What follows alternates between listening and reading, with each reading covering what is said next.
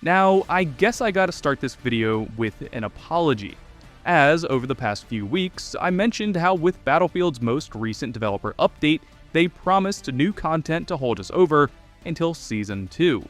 Content that was just delivered yesterday in the form of the Frostfire bonus path, an extension to the Season 1 Battle Pass that was going to contain free items for all players, as well as exclusive rewards for Season 1 paid Battle Pass owners. And well, calling this content was a massive overstatement. What I should have said is that DICE will again find a way to drop the bar even lower than what we've seen over the past few weeks, with some of the weakest, lowest effort content we may have seen in the past 5 years. As alone and behold, this is what they're calling an exclusive paid Battle Pass reward. What a fucking joke, because after spending several years, hundreds of millions of dollars, and running your live service into the ground mere weeks after release, as you freeze your live service for your paying customers, you give us stickers and reskins as a way to win back our trust. Frostfire should have been an epic moment to regain players' trust and show the direction the team is heading, with new cosmetics as they enter Season 2, ways to earn in-game currency, or other incentives to drive player engagement. This should have been a chance to throw the fans a bone, to perhaps make the few people still supporting this game actually feel valued. Instead, DICE opted to give us some of the weakest, lowest effort, most scattered content we have yet to see. Random gray camos, meaningless stickers, and a recon skin that should have just been in the game since day one. Recycled and reheated content so DICE can pretend to give a fuck, and content that's so meaningless that they didn't even post about it to their social media. And look, I understand the devs can't just spin up a bunch of great cosmetics on short notice, but what they can do is offer players in-game currencies, or my favorite, take a paid bundle that they have on the back burner and simply make it earnable in-game. It's not that hard, and it's ultimately not a concern of talent, staffing, or budget. It comes down to horrifically bad management and decision-making. And look, I'm hard on the devs because of the state of the game. I understand that. I personally rant about bugs, balance issues, and bad design all the time. But those are typically honest mistakes. However, Frostfire is an intentional self-sabotage up there with the lack of server browser. A super clear, cut-and-dry moment to win fan support, whiffed away by the thought that all of these players will come back and throw their money at you later down the road. 2 in the bush is seemingly way more valuable than 1 in the hand, according to EA, but the fact is, the chance to make all that money off cosmetics is quickly coming to an end. Millions of people showed up, and over 90% of them left. And even when they showed up with extreme hype, the store was slow to get going, and ultimately gave players the choice between airsoft kitty cosmetics and AI-generated slop. Players moved on, took their money with them, and now Battlefield is spinning in circles with 4 studios and around 1,000 devs, while they hype up content that they have in testing that should have been here weeks ago. I really have no idea what Battlefield Studios and EA have been doing the last few years, especially when it comes to Battlefield Labs, because it's obvious the game doesn't work, with the devs still announcing new gunplay bugs, cosmetics that don't represent what the fanbase wanted, and seemingly very little content being banked after several years of development.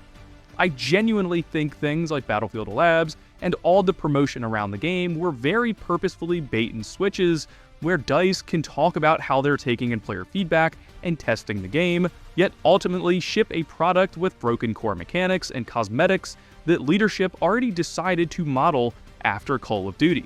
And as someone who works as an art director in marketing, I'm positive they had data showing what Call of Duty, Apex, and other FPS players spent money on. Thus, they pretended to listen to the players and then worked in the background based on Call of Duty statistics. I mean, just look at the campaign. They clearly understand the military aesthetic, yet decided to ignore it elsewhere in the game. Battlefield 6 isn't becoming some tragic, misunderstood failure. Its downfall has been a very clear series of decisions made by people who are too busy looking outward at the competition than inward at their own community. RedSec being a great example of that, as almost a decade since their first failed attempt, Battlefield 6 is yet again putting another Battle Royale into the grave, something I ranted about in this video here. And before I see comments about how some of this work might be too much to get done in the limited time available, that these maps and these mechanics are going to take months or years to fix, then why are we delaying Season 2 only a few weeks and just beginning to test a netcode again now? If these are massive problems, then a mad dash fix in the middle of your live service shouldn't even be feasible, right? And why now? Why not after the beta? Or why not during that massive development timeline with supposedly months of public testing? And look, game development is massively difficult, but leadership is making very poignant decisions that are clearly against the well-being of the player base and this game's survival. You can't get to 100 million accounts if you're losing hundreds of thousands of players a season. You don't gain fan trust by removing fan-favorite features like the server browser, or even the ability to buy cosmetic items separately from their bundles. And Battlefield fans are smart enough to know when you piss on them and tell them it's raining. Now, I'm still personally looking forward to Season 2, even if it's out of morbid curiosity. The leaked cosmetics are looking like a good step in the right direction, and seeing classic maps like Goldmid return is a good sign. But so far, all the good we've seen with Battlefield has been PR. Talk about player counts, sales records, and player feedback surveys, but in reality, the game is an aggravating struggle that's seen the vast majority of its player base move on. And with Marathon on the horizon, a new Arc Raiders DLC, and massive releases like GTA 6 only months away, there's a good chance Battlefield isn't getting back to anywhere near where it started. In all honesty, if Battlefield doesn't pick up dramatically and have a similar attempt at a turnaround like 2042 did, then I really don't think EA can justify the financials for this franchise. DICE alone is around 700 employees, and with full-time support from Ripple Effect, Motive, and Criterion, we could easily be looking at 1,000 employees or more, which probably makes up a huge payroll, not to mention development costs and games like Need for Speed that had to get delayed for Battlefield. So if EA can't justify this game's cost, especially after it falls behind Apex, even after all this development work, I'd have to imagine they pull back and Battlefield becomes a B-tier title. Something I can't even totally blame EA for, because after the fans and developers begged for more support, EA gave in. And if after a $400 million budget, several years in development, 4 AAA studios, and potentially tens of millions more in marketing, I can't say EA didn't try. And perhaps EA was a big factor in why the cosmetics look the way they do. Maybe they had the data that told them to put yellow duct tape on everything. But even if so, ultimately the map design, weapon balance, and so on was the studio's doing. And also, if we're to a position where DICE is having to redesign a ton of cosmetics, then I'd start to freelance out that work. Concept art, rigging, and modeling are all hard skills I'm sure people outside DICE can do. And even so, the community has been very vocal that cosmetic packs of the old Tombstone squad, or even the characters from the campaign, would sell like crazy.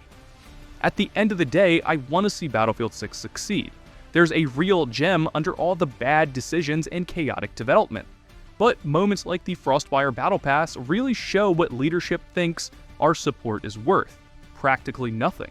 They won't be caught dead giving us free store bundles, nor even coins for our support as their grand promised live service explodes just after a liftoff. They'd much rather sit on their ever-shrinking pile of gold and watch a golden era franchise die than ever give their diehard fans a reward for their unwavering support. But guys, let me know if you've even bought a single cosmetic yet in Battlefield 6.